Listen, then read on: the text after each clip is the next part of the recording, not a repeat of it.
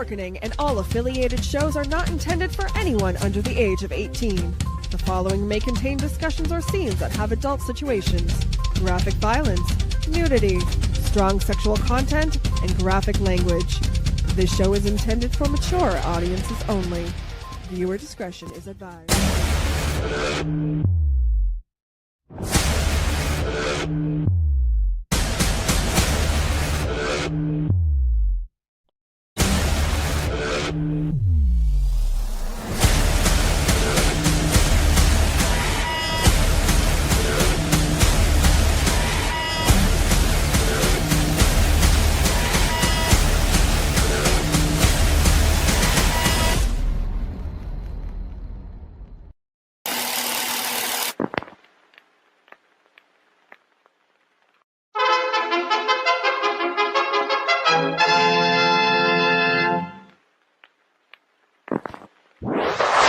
Persons under 18 will not be admitted.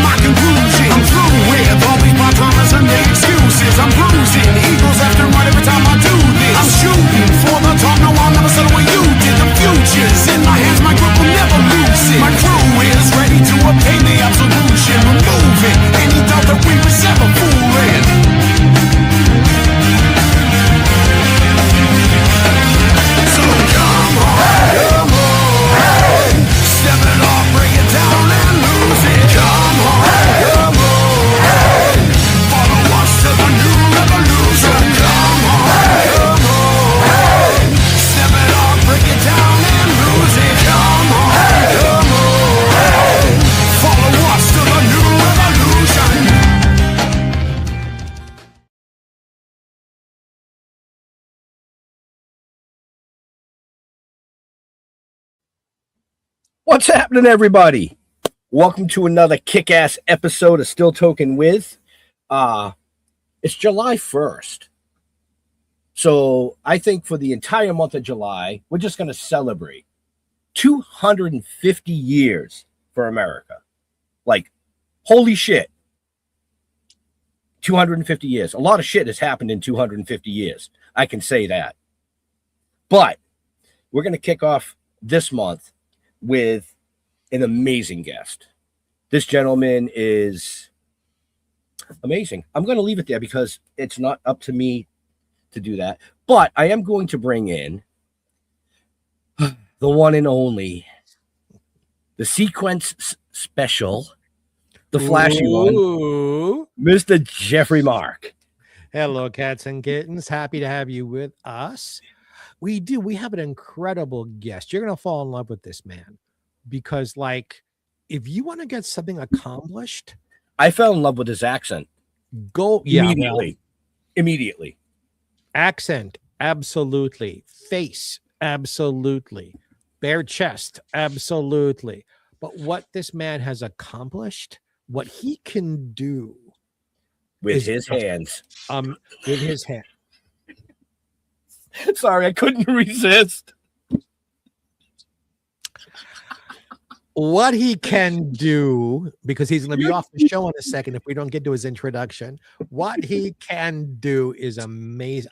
I have so much, yes, I have lust for this man, but I have so much respect for this man and his writing and what he does and what he accomplishes and his backstory of where he comes from, his family, and the obstacles he has completely overcome or just went around to be who he is today. You're just going to love hearing this story. Please welcome to our show, Kelly Dowd. Hi, everyone. It's a pleasure to be here. I can't wait to get into it. I was hoping you'd say that. Right. Let's do it.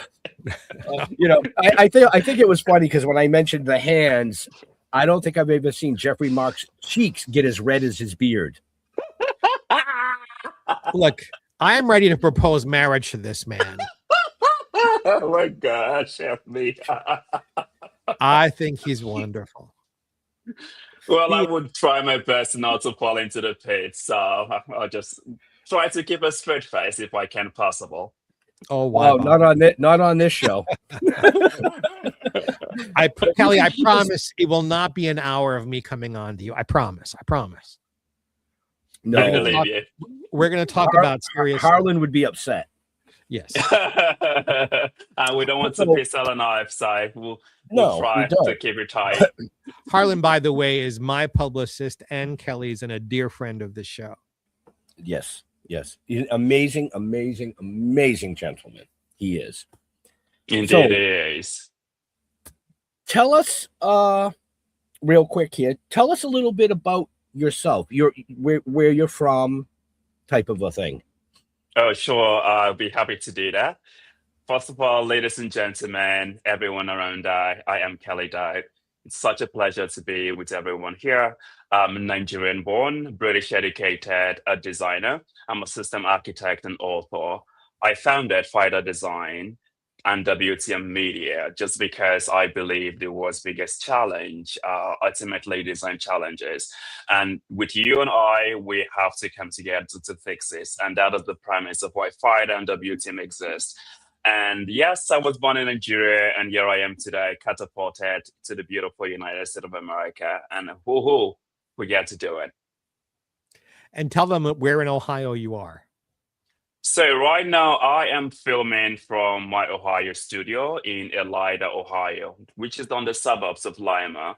And for those of you that don't know much about Ohio in the Midwest, or Lima to be specific, so think about where all of your machineries, your let's say your big military machineries are built, the tank and all of that, they are built in Lima, Ohio. So that is where we are, and it's a very big oil community. Very cool. I know so many creative people who come from Ohio. They usually leave, but they come from Ohio. Some of my closest friends, there's something in the water in Ohio that creates creative people. You know, I've heard that before, and I will say this. I think the water, because if you drink the water, especially Lima, there's a magical taste to it that makes you feel like you're Alice in the Wonderland Part 2, right? And sometimes it all depends on the couple of years. You feel like you're RuPaul himself because it's just so many magical things that come from the water. And I think I will have superpowers. I ended up becoming a penguin. And when I'm on the slope, I feel like a chihuahua. So it's just so hard for me to tell what kind of gifts and creativity it gives to people. I think I'm just an anomaly of them all. And it's sad, but it is what it is. Being an anomaly is not sad. It means you're one of a kind and special. And that you are, my friend. Oh, thank you. I tried to be special in my mom's womb, but it didn't last 9 months, but here I am. So anyway, I am happy to be here. Where in Nigeria were you born? I was born in Lagos, Nigeria, which is on the western part of the coast and very close to the Atlantic Ocean. So basically what I tell people is we share border with Atlantic Ocean. So for people that don't understand geography, we just say, yeah, so we are rent-free with Atlantic Ocean. There you go, folks. Your mother had you at a very young age. Yes. Indeed. And yeah, indeed. So we're talking like very young. Yes. Like barely in her teen years. And she sacrificed an awful lot from what I've read to give you everything that she could, which was amazing. I mean, first of all, props to mom. Props to mom. 100% props to mom on that.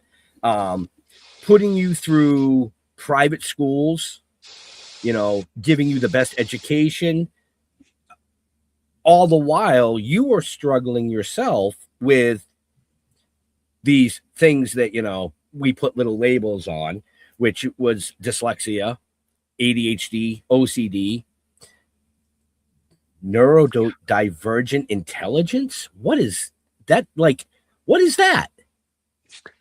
That's first of all, thank you, and I'm really grateful for my mom for the incredible work that she did.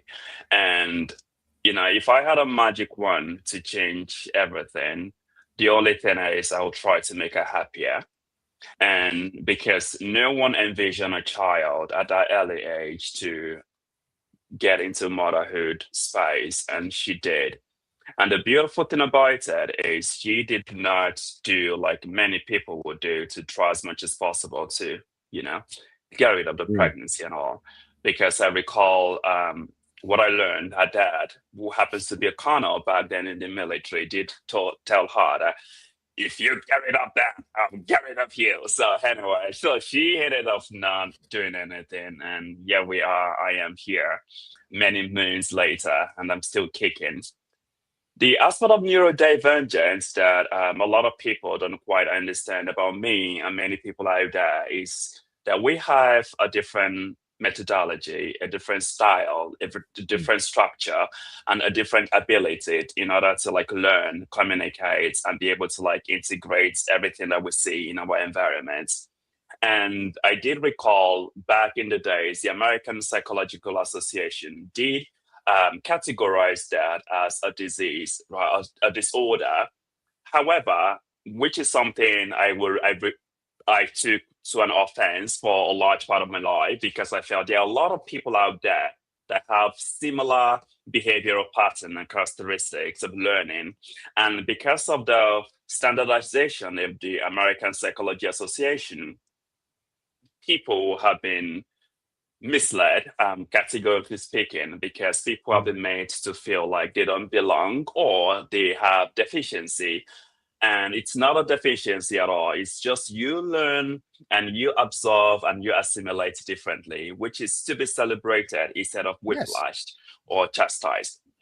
And you also Right. have a problem with numbers on top of all of that, that you Yeah, process numbers differently.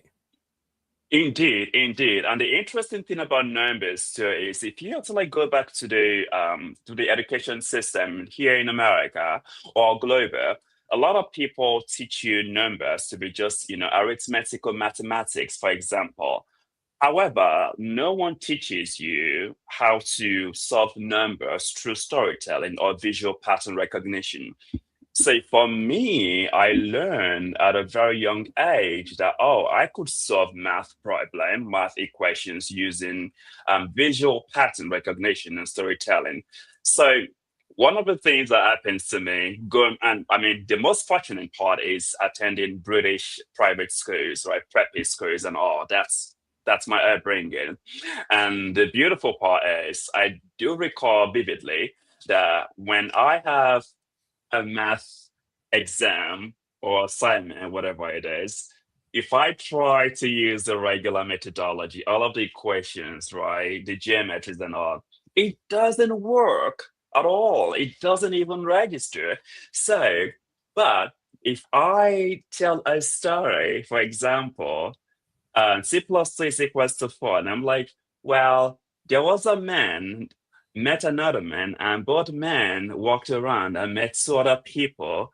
Oh, I think that was 4. So I learned how to solve problems and equations using storytelling and using visuals. I could use elements, I could use color. So, and I noticed that my lecturers, my teachers, instructors, they will actually give me half mark.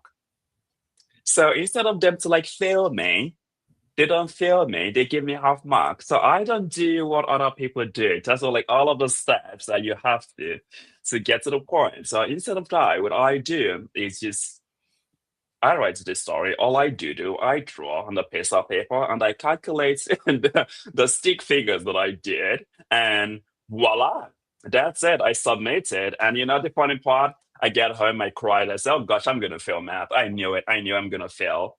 And at the end of the day, it's either I have a B or I have a C. I was just like, "Oh, by the way, I've never had an A in math," and it's okay because it's just an unconventional way of thinking, processing, assimilating, and putting things in paper. And here I am, fast forward. I have my MBA, which was math intensive. I went Mhm. to my undergrad, my second undergrad was in business, math intensive. So, and I've been able to like graduate with flying colors. So, because I found my rhythm, I found different ways of Yeah. learning and trying to make impact. We call people like that geniuses. Yes. Very high IQ geniuses. I have my oldest son, who is 36 now, was very similar. He couldn't process math the same way, but he could look at the problem and give you the answer, to the point where he actually proved a teacher wrong in class and got suspended for it. But he has a super high IQ. So you are a genius in That is a many very forms. loaded word. That is very loaded. So viewers, I will confess, I am not a genius. I am just an average, regular human being, just like everybody else here. And because the I truth don't. is, I'm sorry, sir. You're not average and you're not regular. I believe you're human, but the Yes. first two adjectives, no, no, no, no, no, no, Right. no. I mean, to be able to overcome so much, first of all, to be where you are today, you have to have a higher IQ than the norm. I mean, it's just that there's no argument there. Take the compliment, damn it, will you? okay, I would do this. Okay, there you go. I in order for you, my friend, to have the awareness that there was more out there for you, to be able to go from being in Nigeria, what was your native language? My native language is, gosh, I mean, I grew up with English, but I speak six other Nigerian languages, so which is kind of Genius. interesting. Yeah. So So, you speak at least 7 languages then. yeah, Hey, yeah, okay. seven, yeah. Yeah, me too. There So you yeah, go. you're just, whatever you believe in as God or higher power or the universe, your beginnings were tough, but boy, did whoever makes things happen bless you with your intellect, with your ambition to fight through problems, and your incredible good looks, and your desire to help other people. That's a Mercedes Benz full of gifts you were given.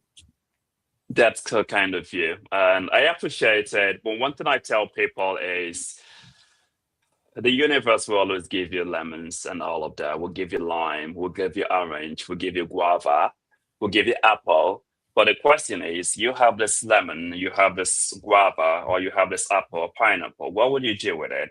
Will you just Make a hell of a consume it? drink. Exactly. And I'm Make going a to say fucking lemonade. makes So a hell of a fruit salad, but that's a different show. exactly. Exactly. So, if I'm talking to my partner, no one is watching, I say, God damn it, make a fucking lemonade. So something about that. And that is just life and that is reality because Mhm. I remember when I was in Charlottesville, Virginia, I did write a post on one beautiful morning after my meditation. I'm a practicing Buddhist, but I grew up Catholic.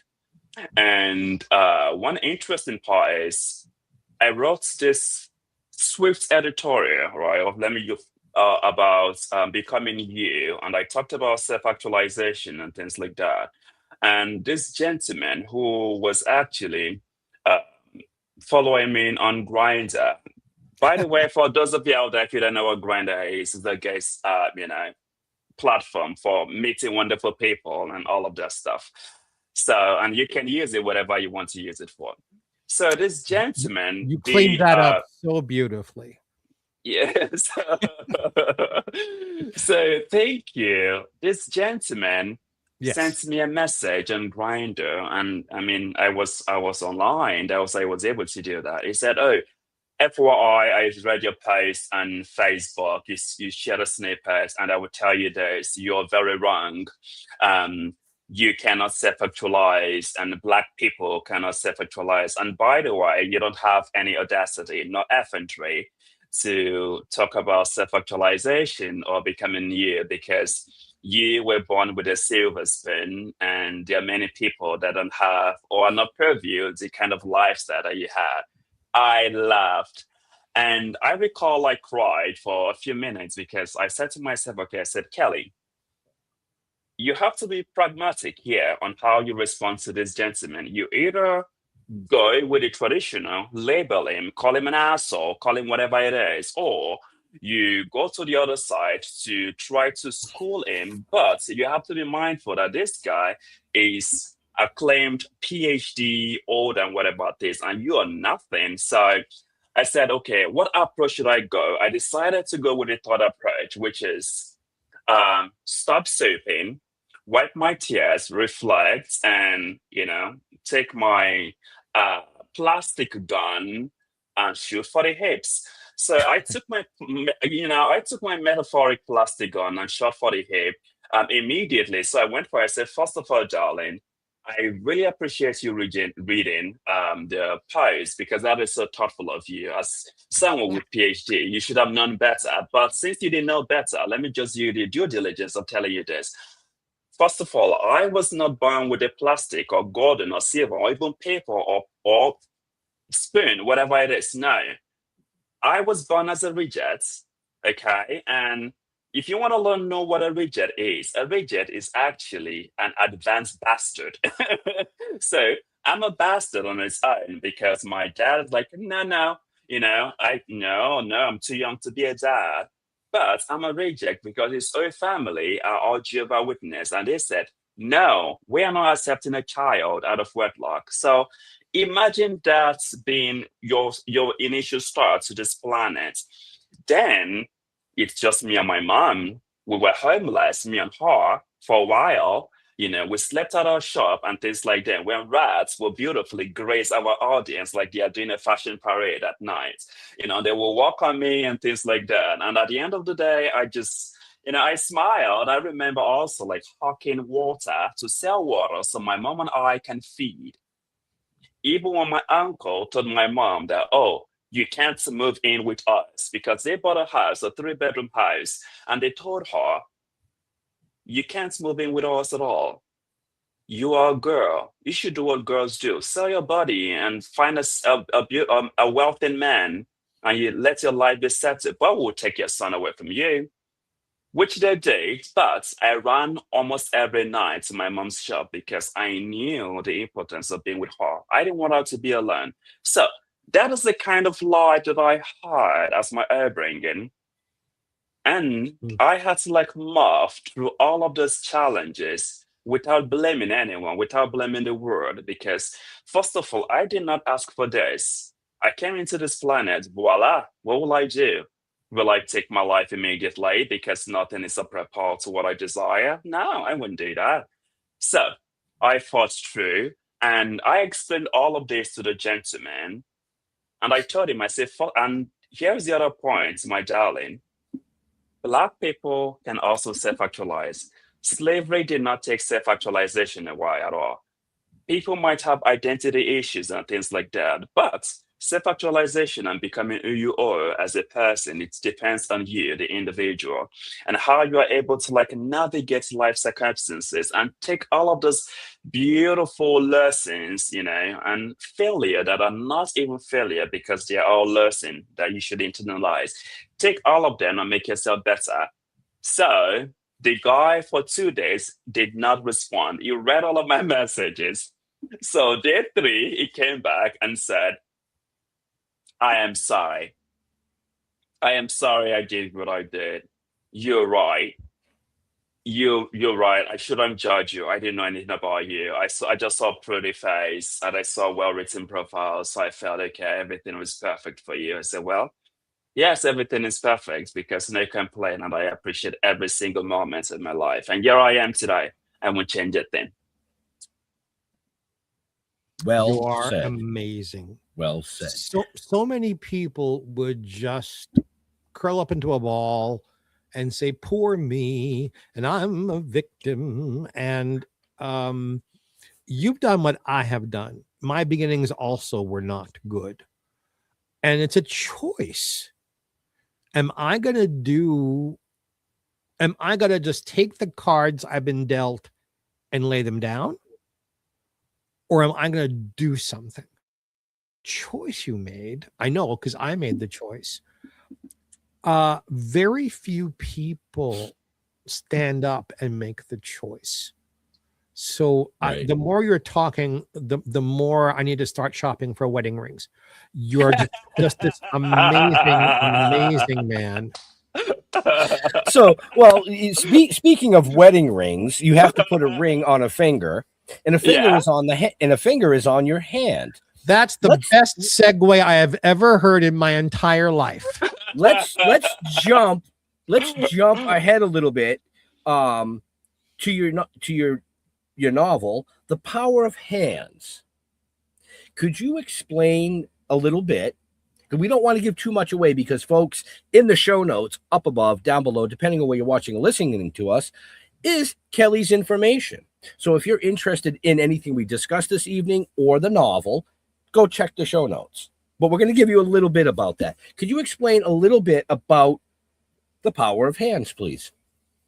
Absolutely. And before I do, I really want to say something, because Jeffrey, you said something a few seconds ago that actually resonated deeply, and Ben have did hint on this as well. So one interesting thing that I've come to realize and appreciate about life is everything around us has been designed. If we want better outcomes, we have to be better. We have to become better designers, not just for products at all, but of systems, relationship, and society. We have to be, because to your points, you can decide to crawl onto to the wall or to the bed and put a blanket and cover yourself, or you can decide to, take the fist bump and move on with life. Both of them have implications. One of them will hurt at the immediate, and you'll be like, ouch, my butt hurt. But something else happened. You move on with life. And the other one, you call them to the bed or hide to the wall. The problem waits there for you. And it's like, girl, I'm timing you. Come back when you're ready. Let's do it. Come back. So that is how life is. That is how life is. So when something happens, man up, woman up, human up, whatever you want to do, and just shoot for the hips, go for it. So back to your question, the book. I realize most books tell people what to think. And I wanted to teach people how to think. The Power of Hands isn't another self-help book at all. It is just a practical thinking framework. And that was the key reason why I brought it home, because as a system thinker and a system intelligence engineer, one of the things that I do is I use the body as a metaphor to tell stories, to connect the dots, because one of the most beautiful system thinking analogy, a metaphor that we have, is the human body. Everything connects. And it also shows you why we are a multi-complex, multi-generational, and interconnected species of people. Recently, I was in Papua New Guinea, and I was fortunate to see so many species of mankind. The four distinctive species of humankind, I saw them in Papua New Guinea, still existing. The Neanderthals, the Homo sapien, you can still go to, there's just a lot about this planet that it's just so refreshing. So when I thought about the book, when I thought about the structure and when it all started, I said, well, my goal really is to help people, to teach them how to think. I don't want to just feed you information. I want you to look at yourself as the mirror to understand system and understand how life revolves. And that is the reason why, hence, HANDS, the H stands for humanity, the A stands for adaptation, N stands for nature, D stands for design, and S stands for sustainability. So HANDS is a practical framework for making better decisions. Basically, that is exactly just what it is, because it gives you a very cohesive approach to decision making. Humanity reminds us to begin with people. Adaptation reminds us the world constantly change and we have to morph, we have to adapt with it. Take, for example, 2024, let me just go back to 2023. Something hits. Everybody started hearing about generative AI. We're like, oh my God, people were becoming scared and things like that. Or let me go back a little. In 2021, 2020, COVID was the paramount conversation that everyone was talking about. And that brought tremendous change in basically our life. We're kind of like, we experienced this upheaval, right? Because things became topsy-turvy and businesses closed, work from home started, remote working on all of those things. So many things, remote conference, a lot of things happened. And to go back to Anne, as part of the framework, nature teaches that every system has consequences. So basically, you are nature, I am nature, Ben is nature, our listeners, we're all part of nature. We're all part of the ecosystem. We're all part of the food chain and the supply chain of nature on all of this stuff. So everything is deeply interwoven. And the interesting thing is you can never cheat nature. And the truth is you can win nature because nature will always win. That's a fact. You can try to create some of the baddest advanced technologies out there, but nature will always win. So, and the D is for design. Design gives us intentionally instead of accident. So, which means you have to design not by accident, but by intention. You have to take everything around you into consideration. If you're designing a product, you have to think about the customer. What is your pain point? What do they need? Okay, what is my competitor? How would this function? What is the aesthetics? Think for Apple, for example. Apple is one of those companies that know how to design product that get into your mind. They make it easy, they make it accessible, and sometimes frustrating. We know that, but it's all part of design. It's just part of the system.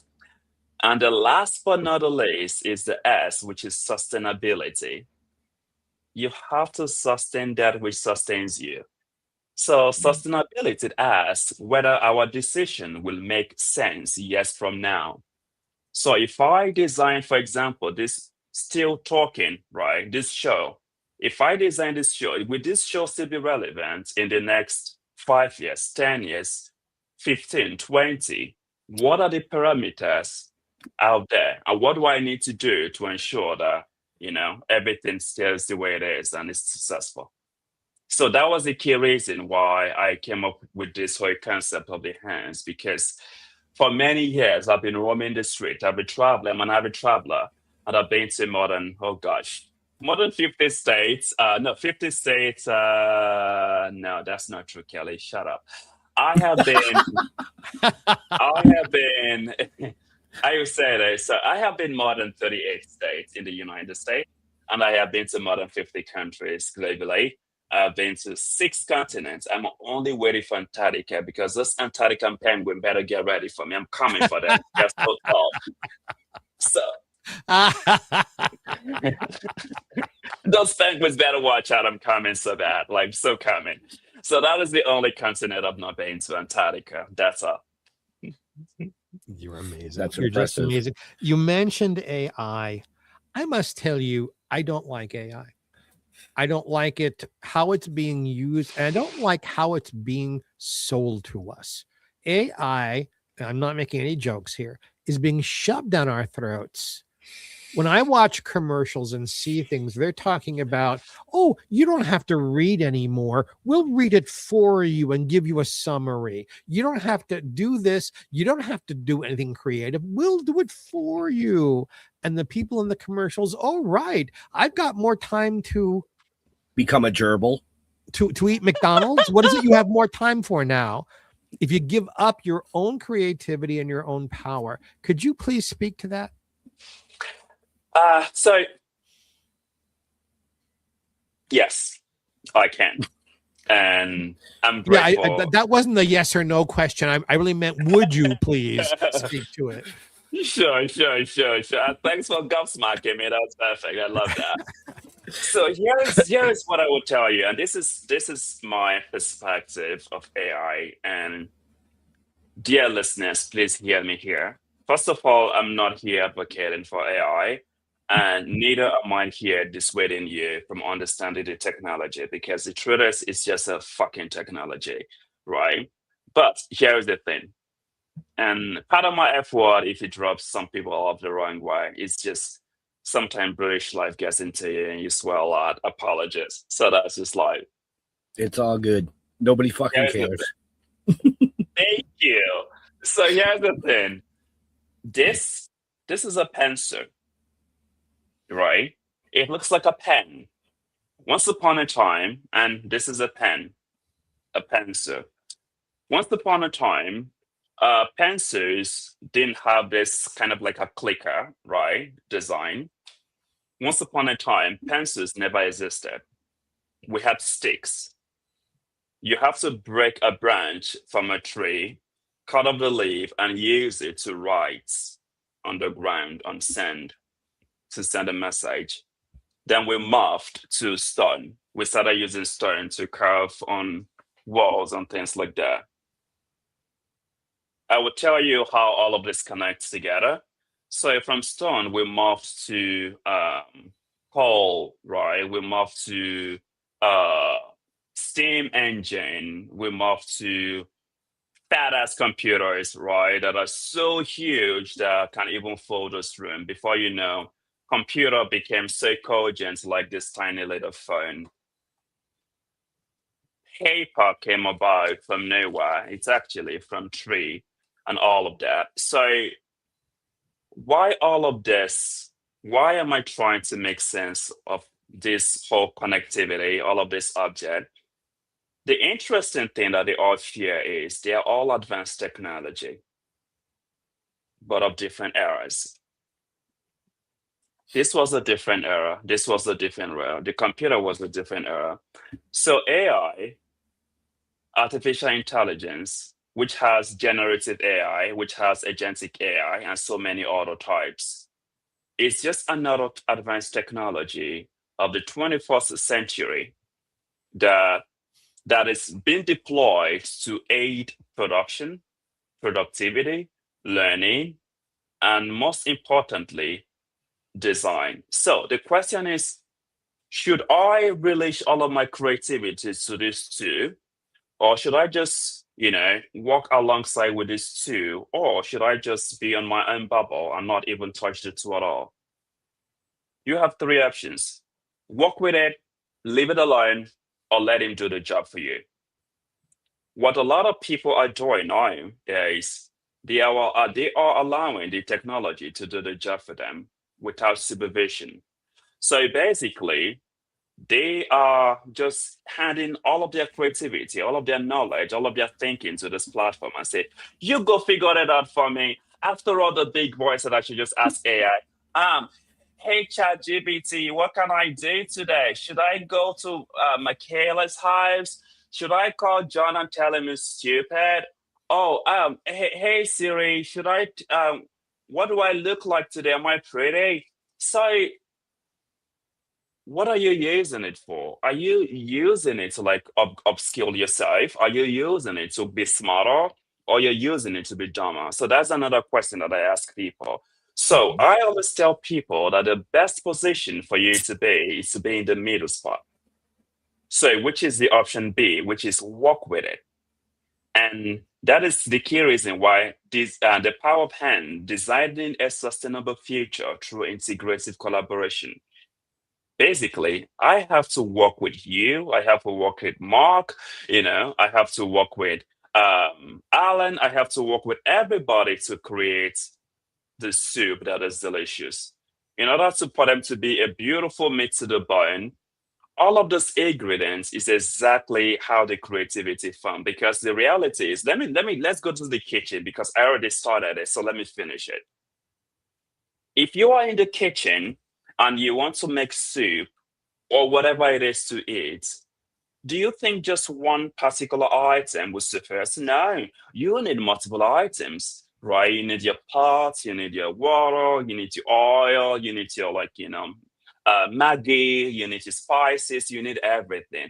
That is how integrative collaboration is. So you will need everything possible, and even nature made us to understand that life is a yin yang. It takes two to tango.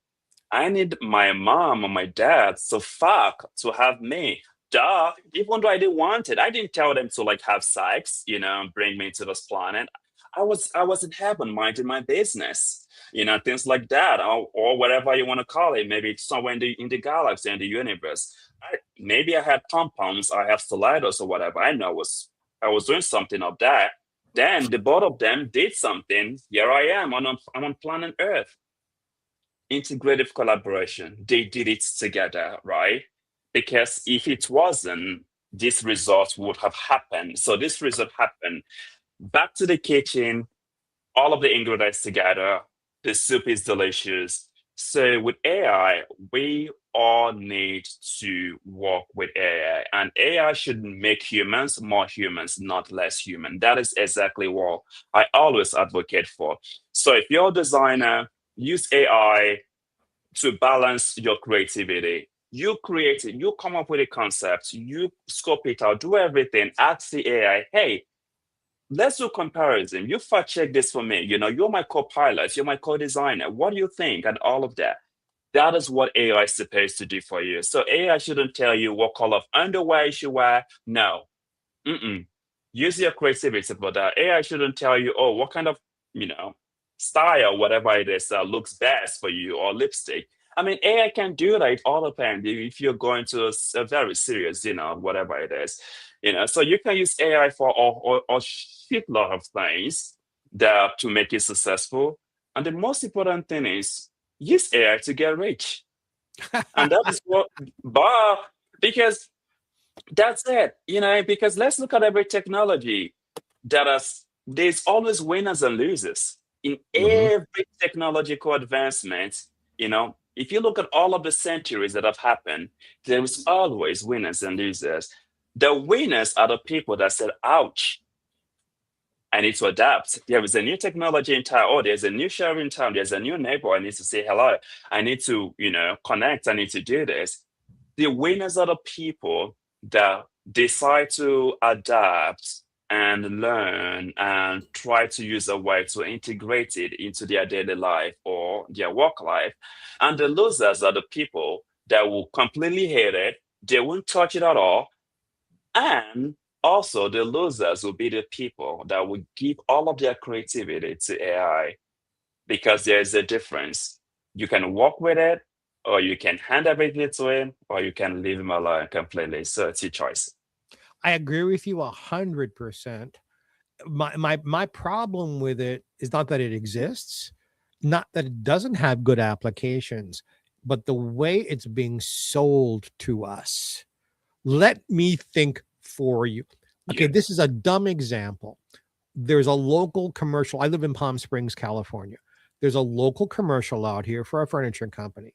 They're having a sale. Obviously, they're not going to hire an announcer. They've hired AI to do the voice. And we have a living room, a dining room, a commercial that's running 100 times today.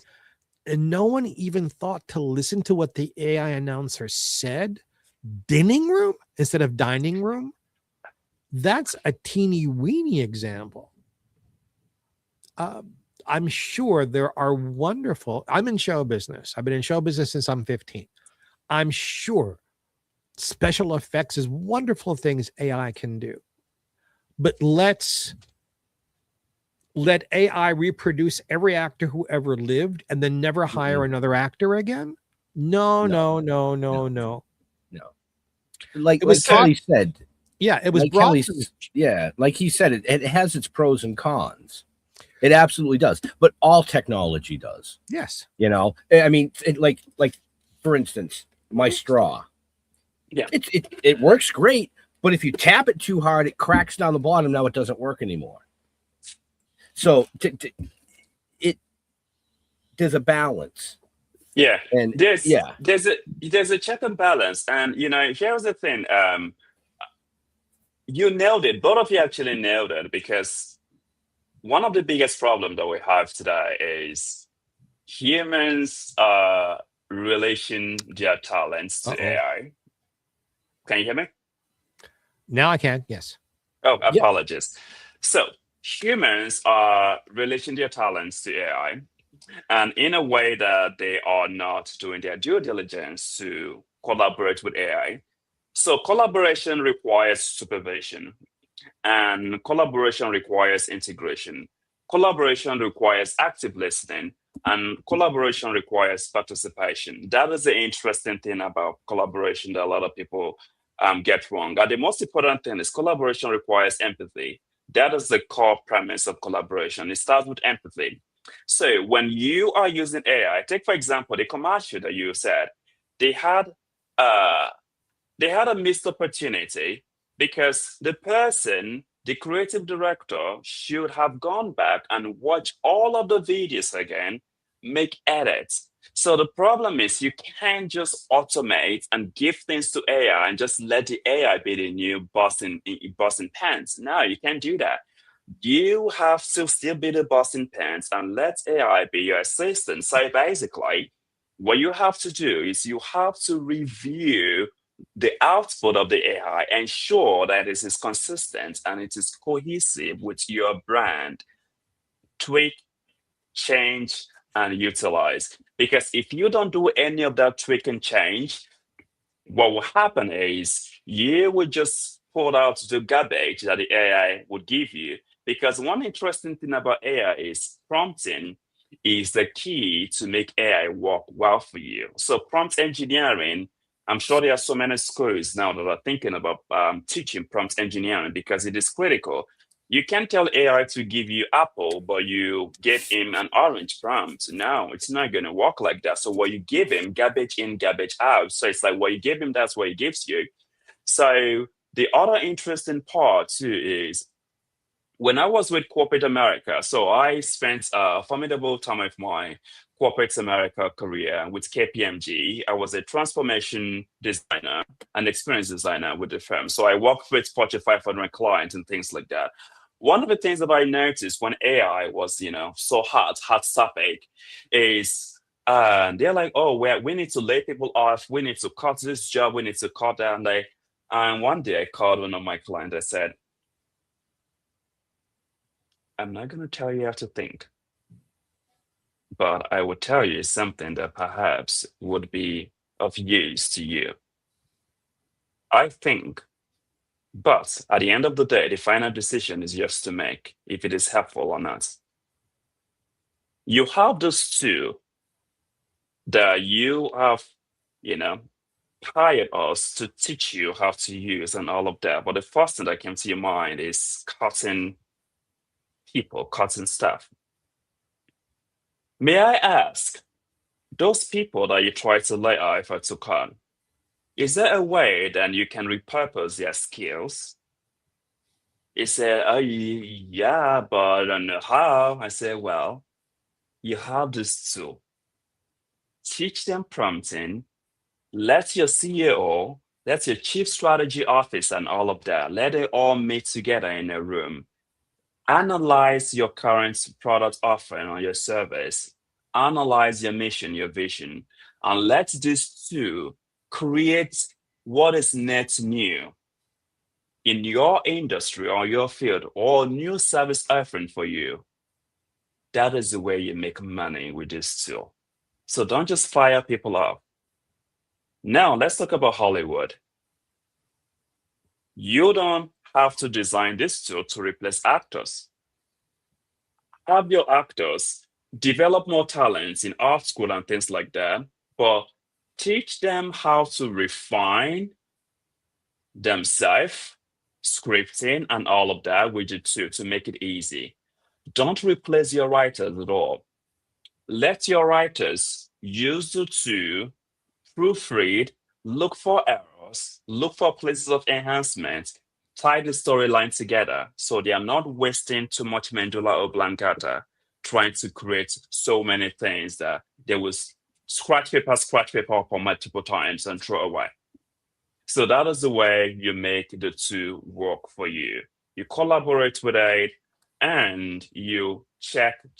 So basically, you're the supervisor of the two. And the main problem that we make right now is we are just handling everything to the tool. And what will happen when we do it? We become complacent. And when we become complacent, then we're basically useless. We're gerbils. You are a highly educated, brilliant young man. How did you become so wise at such a young age? First of all, wise is a very strong word for Yeah. a gentleman of my small stature. So I will be kind to point it out and say, well, life taught me a lot of lessons. And one of the things that I did from those lessons is I always take each and every lessons as a moment of design. So from a very young age, I started designing myself and I used the aid of the mirror. I looked at the mirror all the time. I tell people the mirror is my best friend because the mirror will never lie to me. I can eat a lot of Dorito or wear my tutu. I don't have a tutu, by the way. And wear my tutu and things like that and expecting the mirror to tell me, oh, you look like Cinderella. Well, I look like one Las Vegas whore. So, right? So the mirror will always tell me, the mirror will tell me if I look like a whore, yeah, he will tell me I look like a whore. If I look like a king or princess, the mirror will tell me that. Because the mirror never lies. It's just a reflection of who you are. Except if you have those mirrors. Go ahead. Finish your thought. Okay. Except if you have those mirrors that create illusion, because there's some mirrors out there that are so evil, they will make you like ×5 bigger or ×2 skinny. I say, except those mirrors. But the wisdom, Kelly, is to be able to look at the mirror and see the truth. Too many people look in the mirror and see what they want to see, not what the mirror is reflecting. That's the wisdom. Right. How tall are you? I am shy of 6'3". Just 1 inch is shy of 6'3". Size. Good heavens. It's So, never big so enough. I'm gonna segue here. Go ahead, and you said, you said quietly, I don't own a tutu. But I understand that you are a pioneer in ski ballet. How do you not have a tutu? You must have at least one. First of all, I'm not a pioneer of ski ballet because I don't want those people to come for me. I don't want them to make me not to compete in the Olympics if it comes back again. So in the 80s, this is the funny part. So, okay, I learned how to ski last year, 2025, in Kimberley, British Columbia. Okay. And while growing up, I self-taught ballet. Okay, taught myself ballet, and never, because you can, as a male child, you can never be found doing anything like that. Because I was from a very conservative home, and Nigeria is a very conservative country. Yes, and as you know, we are one of the most homophobic, countries out there. Unfortunately. And unfortunately.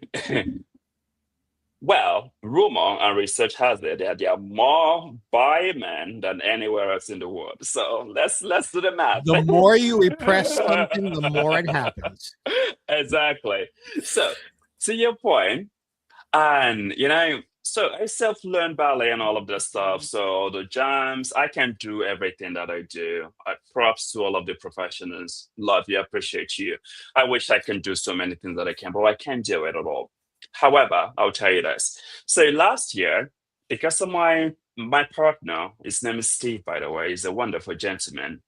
You'd have to be. And yeah, thank you. You bet you here you have to be. So anyway, there's so the interesting thing about my adventure with skiing, got to Kimberley, British Columbia. I said I'm going to learn. So the first time I had all of the outfits on, the ski gears and things like that. I hated it with passion because I don't like anything that like hug my body too much, like make me full. No, I like my body to just breathe. So my body wasn't breathing. I was just like, oh God, this is too much. I remember I fell multiple times. I fell on my tailbone. I bruised my tailbone so bad. It's actually lasted for more than 8 months. The pain. Oh, Yeah.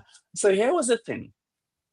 I had, what, the whole village of Kimberley, British Columbia, were my teachers. Everyone was my instructor. So someone would just tell me, "Hey, stand like this. Hey, do like this. Hey, do like that. Hey, do like this." And the more they talk, the more my ears say, "Oh my God, leave me alone. No, no, no, no, no." I mean, no one ever says to me that this African gentleman one day will be on the slope skiing. No, it was never in my cards at all. Mm-mm. Even when I was in the universe in heaven, I didn't ski at all. It wasn't part of it. They didn't tell me when they were designing me that I would ski. No, it was a mistake. So one day I felt so bad, and while no one was watching, I said, "Well, I'm gonna do it again." I thought no one was watching. How stupid could I be to think no one was watching? Whereas I love wearing short shorts, so I had short shorts on, my long legs are showing, and as a former model, I love to show my legs. So it's just like, okay, they were auction and things like that. And I had my bumper jackets, and here I am learning how to ski and falling, pow, and things and all the stuff. And one day, this lady came to me from nowhere. She said, "Oh my God, are you not cold? Oh, you're wearing shorts, so you're not freezing to death." I looked at her, I said, "Where did he come from?" I was looking everywhere. I didn't see anyone have it hard. And I said, "No, darling, I'm fine. Everything is okay." She said, "Are you sure?" I said, "Yes, I'm fine. Trust me, I'm fine." Anyway, she left me alone gracefully, but I fell again. I kept on doing it. So the last day, last run, last chairlift, I was up there. I don't know what got into me. I think the mountains possessed me, frankly. I think so. So I just went off and I was skiing. I was listening to music, so my favorite music because I loved chills. I love house music and not a vulgar sound. No vulgarity. It was something very, very cool that fit my senses or meditation music. So yeah, I was just going, and little did I know, I didn't know what I was doing. All I recall was people stood, were watching, people were clapping, and all of that. And when I came down, people were just like, "How? How? You learned how to ski about 10 days ago. How? You just did a blue, you just did a black. How?" And you were dancing, you were doing ski ballet. I was like, what the fuck is that? What a ski ballet. So, they said all this thing. So after that, I had to do my research. I was just like, holy moly, that's exactly what I was doing and all that stuff. And it was fun. So now, people know me that, and a lot of folks have also imitated the style, and a lot of people now they enjoy skiing. They try to like do it instead of just trying to like just ski down, and go boom. So people just want to have fun now, and I'm just grateful that I learned how to ski because I love it, and I can't wait to finish my book on skiing. Like I said earlier in the show, folks, I've said it numerous times. He's a genius. Yes, you are. There's no other explanation. No. A genius who has also been given a tremendous amount of talent, because it isn't just the thinking genius, it's the creative genius that both marry inside of you. And I'm so impressed. I'm not even flirting with you anymore. I'm so impressed with you. Well, that's all it takes, huh? Wow. No, that's not all it takes. But and that, you have Steve and tailboning privately. So you've got that going on. So I want to quickly say something to go back to what you said about wisdom. So there's a particular word I do tell people a lot, and I think people might benefit from it. It all depends on the applicability. So every life lesson that you experience, even talking to a person, or even having intimacy, or even going to work and all of those, even falling, or even having an accident, each and every single moment that happened to you in life is an experience. Yes. And the beautiful thing about that experience is you can actually deconstruct that experience with many eyes. For example, when I go to a movie, I watch a movie with 4 lenses.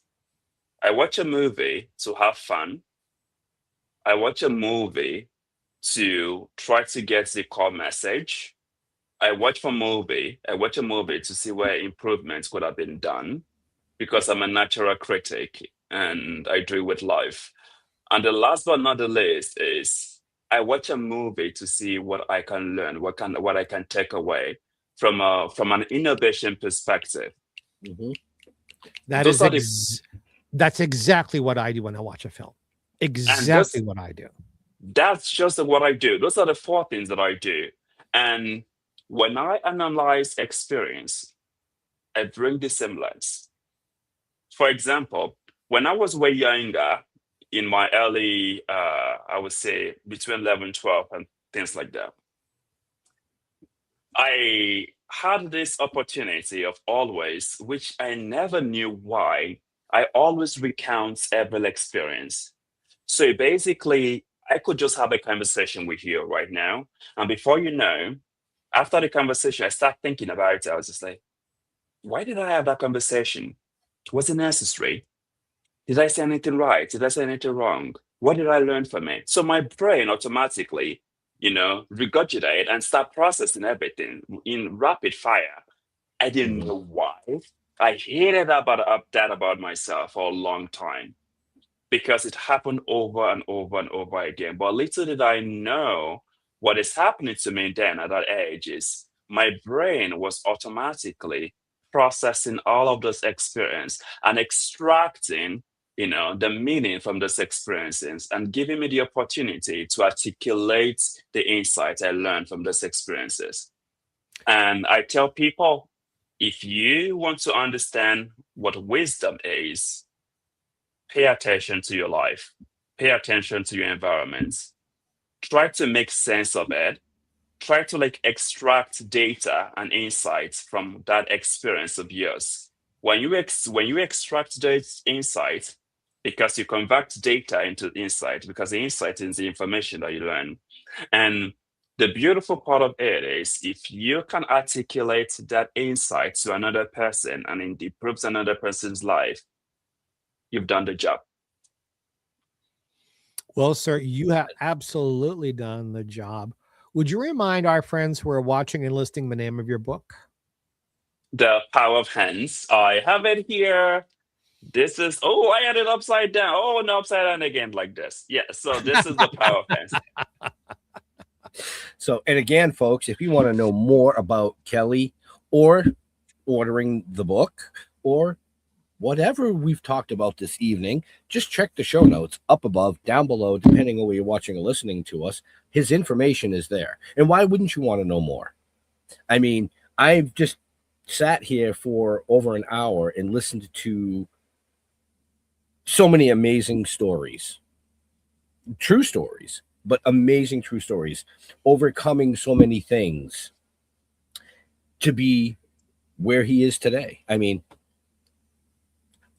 what a better way to kick off America's 250th birthday month with such an amazing guest who has taken everything he's ever seen and heard and read and experienced and used it in his life to accomplish what he wants and to help others.